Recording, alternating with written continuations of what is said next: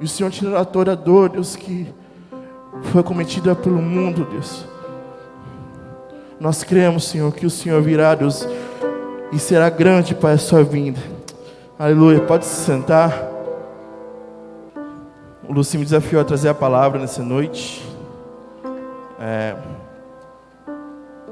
Eu tinha até quarta-feira para entregar o tema, né, da administração. Acho que na terça, se não me engano, já terça noite, me veio à mente. Na verdade, eu estava orando antes com Deus e perguntando o que Ele queria que eu ministrasse essa noite, o que Ele queria ministrar ao nosso coração essa noite.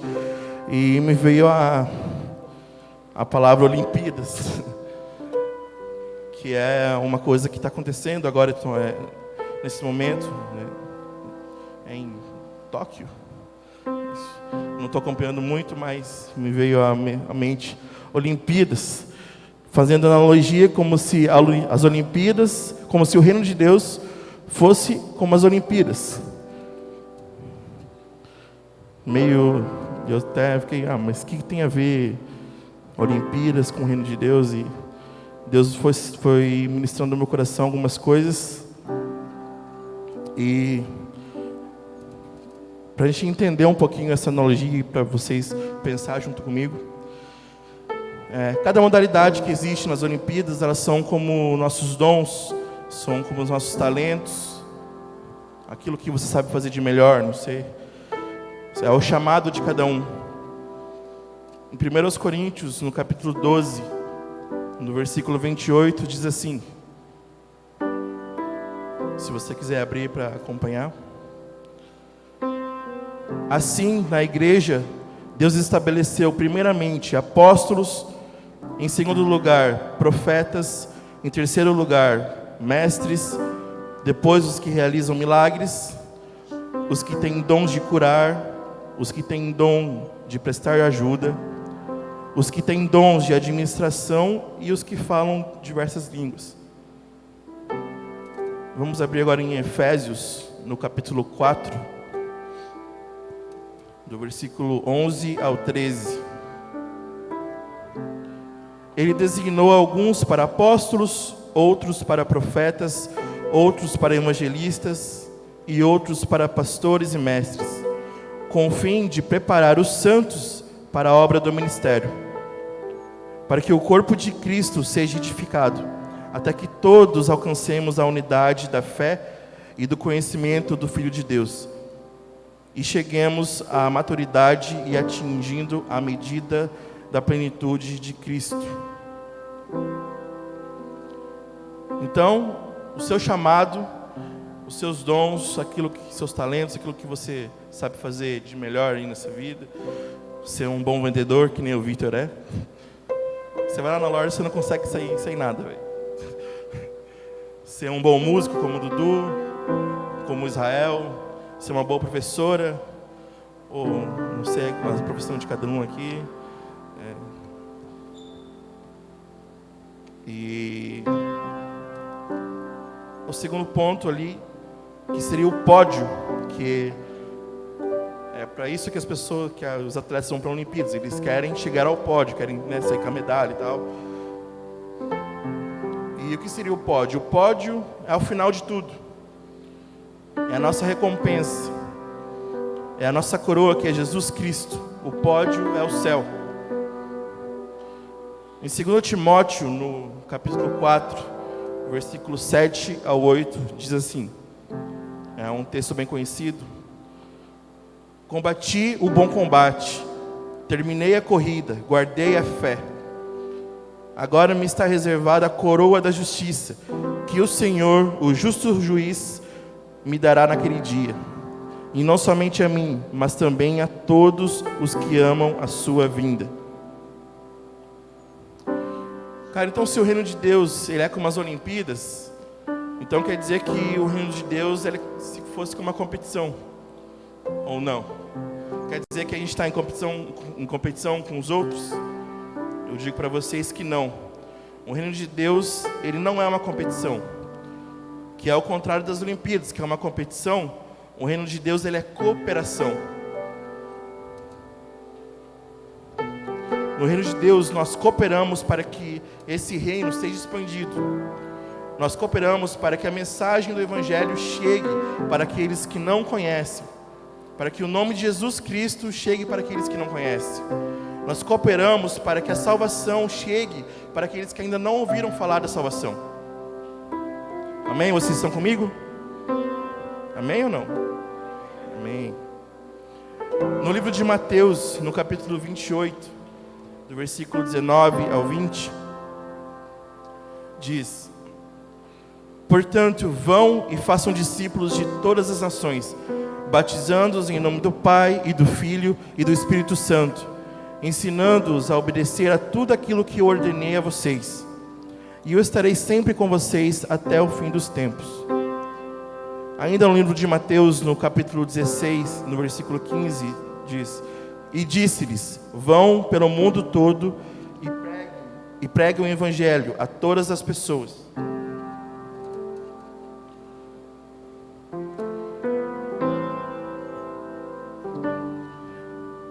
Daí você pode estar se perguntando ou não, mas foi uma das perguntas que eu fiz, tipo, tá, se o reino de Deus era como as Olimpíadas, então quer dizer que existem pessoas melhores umas do que as outras, que existem maior ou menor, porque nas Olimpíadas tem, né, no final lá, quando as pessoas, aqueles que foram os melhores sobem ao pódio, segundo, terceiro lugar, medalha de, vocês sabem, né? Vocês, quem está acompanhando aí, né?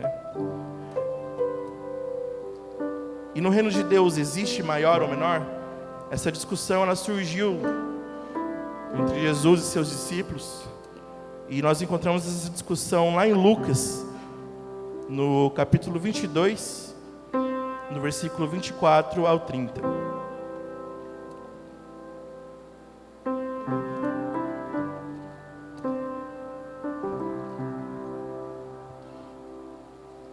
Surgiu também uma discussão entre eles, acerca de qual deles era considerado o maior. Jesus lhes disse: os reis das nações dominam sobre elas, e os que exercem autoridade sobre elas são chamados benfeitores. Mas vocês não serão assim. Ao contrário, o maior entre vocês deverá ser como o mais jovem, e aquele que governa como o que serve. Pois quem é maior, o que está à mesa ou o que serve? Não é o que está à mesa, mas eu estou entre vocês como quem serve. Vocês são os que têm permanecido ao meu lado durante as minhas provações, e eu designo a vocês um reino, assim como meu Pai designou a mim, para que vocês possam comer e beber na minha mesa, no meu reino, e sentar-se em tronos, julgando as 12 tribos de Israel. Então, a gente entendendo essa analogia que eu quero trazer para vocês, de que o reino de Deus é como as Olimpíadas, entendendo que cada modalidade é o chamado de cada um, o talento, aquilo que você faz de melhor, entendendo que o pódio é o fim de todas as coisas, que o pódio é a recompensa de cada cristão. Surgem algumas questões que eu quero trazer para vocês, ou alguns pontos. E o primeiro deles é: por que nem todos conseguem chegar ao pódio? Eu queria que vocês pensassem comigo sempre quando estiver falando, né, de pódio, de Olimpíadas, que vocês pensassem em reino de Deus. Por que nem todos conseguem chegar ao pódio? Nós conseguimos encontrar uma resposta em Mateus, novamente no livro de Mateus, no capítulo 7, do versículo 21 ao 23, que diz: nem todo aquele que me diz Senhor, Senhor, entrará no reino dos céus, mas apenas aquele que faz a vontade do meu Pai que está nos céus. Muitos me dirão naquele dia: Senhor, Senhor, não profetizamos em teu nome? Em teu nome não expulsamos demônios? E não realizamos muitos milagres? Tem outra versão que fala: não realizamos muitos milagres e maravilhas? Então eu lhes direi claramente: Nunca os conheci. Afastem-se de mim, vocês que praticam o mal. Aqui a gente consegue entender porque muitos não conseguem alcançar o pódio. E abrindo um ponto dentro desse ponto, um deles é porque eles não conseguem alcançar o pódio porque eles não fazem a vontade do Pai. Como diz no texto que acabamos de ler, nem todo aquele que me diz Senhor, Senhor entrará no reino dos céus, mas apenas aqueles que fazem a vontade do meu Pai, que está nos céus. O segundo ponto, dentro desse primeiro ponto, é: fazem tudo para a sua própria glória. Em João, no capítulo 3, no versículo 30, diz: é necessário que ele cresça, para que eu diminua. Toda a glória pertence a Jesus, é Ele quem faz, pois Ele está vivo, amém? E nós somos usados pela graça de Deus, não é por mérito próprio. E o terceiro ponto: não existe amor em suas práticas. Esse é um texto bem conhecido também, que está em 1 Coríntios, no capítulo 13, do versículo 1 ao 3. Ainda que eu fale a língua dos homens e dos anjos, se não tiver amor, serei como um sino que ressoa ou como um prato que retine. Ainda que eu tenha o dom de profecia, saiba todos os mistérios e todo o conhecimento, e tenha uma fé capaz de mover montanhas, se não tiver amor, nada serei. Ainda que eu dê aos pobres tudo o que eu possuo, e entregue o meu corpo para ser queimado, se não tiver amor, nada disso me valerá. Certa vez eu entrei meio em crise. Para quem não sabe, eu faço parte do Ministério de Louvor aqui da igreja. Desde que eu estou aqui, eu estou servindo aqui. Eu faço isso com muito amor, cara. Sério, a minha esposa, posso chamar de esposa agora. Casei semana passada. E ela sabe que eu faço isso com muito amor, cara. Se eu troco às vezes ela por causa de guitarra, de música, de louvor,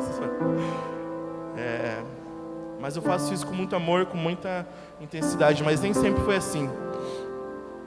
E um dia eu orei para Deus, falei assim: Deus, aquela oração do crente, né? Tipo, sonda meu coração, Deus, vê se há em mim algo ruim que você não gosta.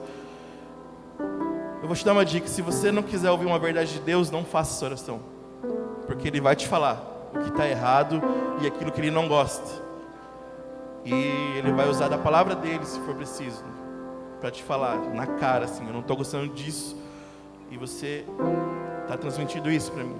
E eu perguntei para Deus, porque nem sempre eu fiz isso com amor, nem sempre eu estava aqui tocando com amor. Eu entrava na escala pensando: meu Deus, quando vai acabar a minha escala? Ou às vezes tocando aqui: meu Deus, cara, quando que vai acabar aqui? Estou tocando, esse baterista aí não está indo, meu Deus do céu. Não era o Rian, tá?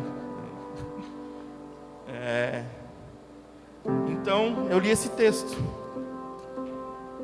ainda que eu fale a língua dos homens e dos anjos, se não tiver amor, serei como um sino que ressoa e como um prato que retine. Eu vou fazer uma parada aqui. Vou pegar o prato aqui, tá, Rian? Tem baqueta aqui, Rian? Cadê a baqueta, velho? Aqui. Vou levar parte de vocês aí.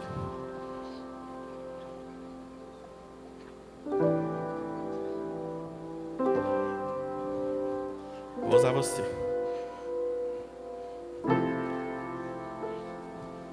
O que diz no texto ali? Que ele fala que se eu fizer as coisas sem amor, eu serei como um sino que ressoa, como um prato que retine. Vocês já ficaram perto dessas catedral aí que tem um sino que fica batendo?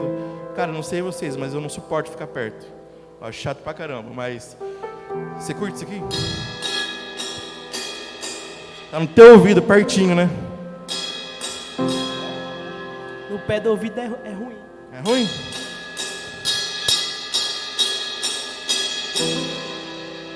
Tá bom, né? Acho que até para vocês que estavam longe é meio desagradável. E Deus falou assim: cara, você faz isso sem amor, você está ali tocando sua guitarra, está dizendo que está me louvando, mas você está fazendo sem amor. E você para mim é como um prato que retine. Então se para mim que é desagradável ouvir esse prato, se para você, Victor, que é desagradável ouvir esse prato, por que para Deus tem que ser agradável? Porque o som que eu estou emitindo para Deus, quando eu faço sem amor, tem que ser, é desagradável, por que Ele tem que aceitar isso? Então eu mudei a minha atitude e comecei a fazer as coisas com amor. E graças a Deus eu tenho conseguido, cara, porque às vezes não é fácil, né? Mas voltando aqui, vamos entrar agora no segundo ponto, ou na segunda questão, que é: por que tem pessoas que não querem participar das Olimpíadas, sendo que elas são boas naquilo que elas fazem? Nós podemos encontrar uma resposta ainda no livro de Mateus, no capítulo 25, do versículo 14 ao 30. É uma parábola bem conhecida, a parábola dos talentos, que diz assim: e também será como um homem que, ao sair de viagem, chamou seus servos e confiou-lhes os seus bens. A um deu 5 talentos, a outro 2, e a outro 1, a cada um de acordo com a sua capacidade. Em seguida partiu de viagem. O que havia recebido 5 talentos saiu imediatamente, aplicou-os e ganhou mais 5. Também o que tinha recebido 2 talentos ganhou mais 2. Mas o que tinha recebido 1 talento saiu, cavou um buraco no chão e escondeu o dinheiro do seu senhor. Depois de muito tempo, o senhor daqueles servos voltou e acertou as contas com eles. O que tinha recebido 5 talentos trouxe os outros 5 e disse: o senhor me confiou 5 talentos. Veja o que eu ganhei. Veja, eu ganhei mais 5. O senhor respondeu: muito bem, servo bom e fiel. Você foi fiel no pouco, e eu o porei sobre o muito. Venha e participe da alegria do seu senhor. Veio também o que tinha recebido 2 talentos, e disse: o senhor me confiou 2 talentos. Veja, eu ganhei mais 2. O senhor respondeu: muito bem, servo bom e fiel.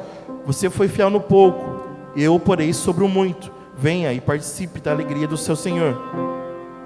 Por fim, veio o que tinha recebido 1 talento e disse: eu sabia que o senhor é um homem severo, que colhe onde não plantou e junta onde não semeou. Por isso tive medo, saí e escondi o seu talento no chão. Veja, aqui está o que pertence ao senhor. O senhor respondeu: servo mau e negligente. Você sabia que eu colho onde não plantei e junto onde não semeei. Então você deveria ter confiado o meu dinheiro aos banqueiros, para que quando eu voltasse, recebesse de volta com juros. Tirem o talento dele e entreguem-no ao que tem 10. Pois a quem tem, mais será dado, e terá em grande quantidade. Mas a quem não tem, até o que não tem lhe será tirado. E lancem fora o servo inútil, nas trevas onde haverá choro e ranger de dentes. Essas pessoas que não escolhem ir para as Olimpíadas, elas preferem enterrar o seu talento. Elas preferem usar para o bem próprio, para a própria satisfação. Eu não vou servir ao reino, porque o reino não tem lucro para me dar. Ou estou aqui tocando na igreja em várias escalas e, a igreja não dá nenhum jogo de corda. Cara, eu vou tocar no mundo, porque lá vai me dar retorno. Por que eu vou ficar ensinando as criancinhas ali no Talmidim? Eu vou dar aula particular, sei lá. Mas servir na igreja, cara, não porque não tem glória, não tem fama, não tem dinheiro, a recompensa não vem rápido, sei lá.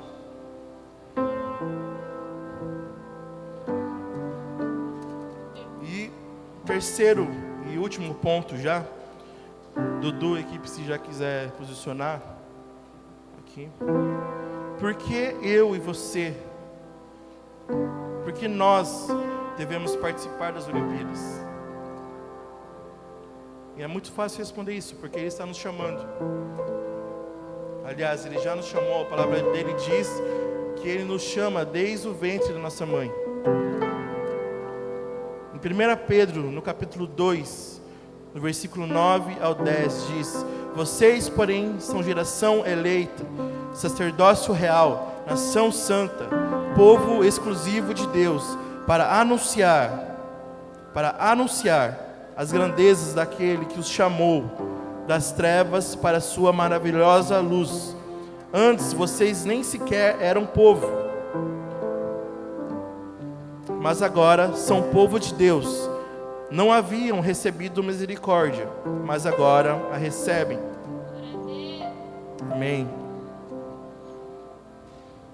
Nós devemos participar do reino, porque lá encontramos paz, encontramos a justiça e a alegria. Em Romanos 14, 17 ao 18 diz: pois o reino de Deus não é comida nem bebida, mas é justiça, paz e alegria no Espírito Santo. Aquele que assim serve a Cristo é agradável a Deus e aprovado pelos homens. E qual a recompensa por participar de tudo isso, de servir no reino de Deus, de participar das Olimpíadas? Em Colossenses, no capítulo 3, do 23 ao 24, diz: tudo o que fizerem, façam de todo o coração, como para o Senhor, e não para os homens, sabendo que receberão do Senhor a recompensa da herança. É a Cristo, o Senhor, que vocês estão servindo. Em Tiago, no capítulo 1, versículo 12, diz: feliz é o homem que persevera na provação, porque depois de aprovado receberá a coroa da vida, que Deus prometeu aos que amam. O que eu quero deixar para vocês é: não desanimem da caminhada. Não será fácil. Se alguém está falando para você que o Evangelho é fácil, que é um mar de rosas, cara, eles estão mentindo para você. A caminhada é difícil, é muito difícil. Jesus disse que larga é a porta e largo é o caminho que leva à perdição. E são muitos que passam por ela. Mas é estreito o caminho, estreita a porta e o caminho que levam para a eternidade. E são poucos os que conseguem passar por ela. Mas eu quero deixar um versículo para vocês. Aliás, vários versículos. Que está em 2 Coríntios, capítulo 4, do versículo 7 ao 11. Mas temos esse tesouro, escute com atenção essas palavras. Mas temos esse tesouro em vasos de barro, para mostrar que o poder que a tudo excede provém de Deus, e não é de nós. De todos os lados somos pressionados, mas não desanimados. Ficamos perplexos, mas não desamparados. Somos perseguidos, mas não abandonados.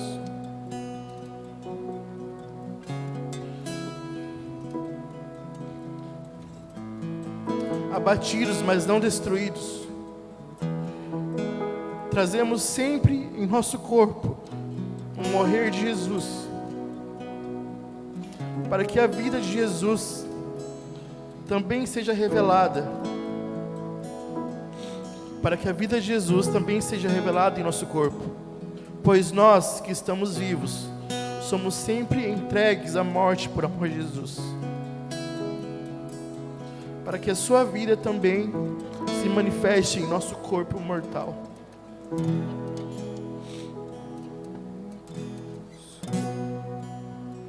Não importa quão difícil seja a caminhada, Ele prometeu prometeu que Ele sempre estaria conosco até o fim dos dias. Não importa se as aflições do mundo sejam difíceis, Ele disse que Ele já venceu o mundo, Ele já venceu o maligno.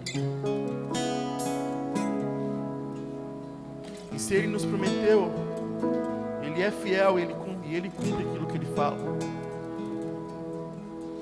Então, por mais que você ache que você esteja sozinho na sua caminhada, não desanime, Ele vai estar com você.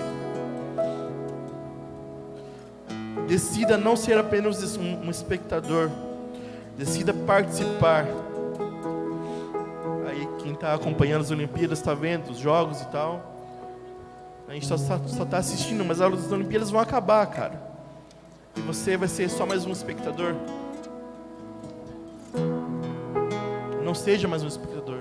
Não fique olhando as coisas do reino acontecer à sua volta e ficar só olhando o que está acontecendo, porque um dia tudo isso vai passar.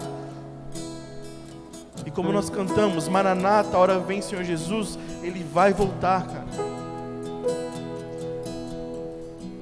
E felizes são aqueles que amam o dia do Senhor. Decida participar das Olimpíadas. E a gente se encontra no pódio. Valeu?